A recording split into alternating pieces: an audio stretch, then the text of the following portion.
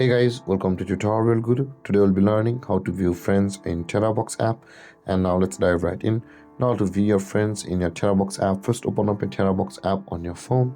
And after opening a Terabox app, you'll land on this interface, which is the home interface of Terabox app. And after landing on this interface, guys, at the top right corner of the screen, you can see the messaging icon available for us just beside the double arrow icon.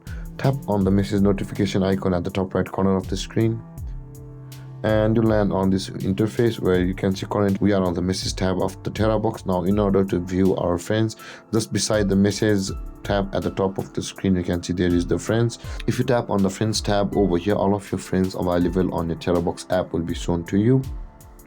And with that being said, guys, this is how you'll be able to add friends. And that being said, guys, this is how you'll be able to view friends in your Terabox app. And if you have any confusions or questions regarding the topic, feel free to comment in the comment section below, and don't forget to like, subscribe and hit that bell icon for more videos. Thank you for watching, guys. Peace.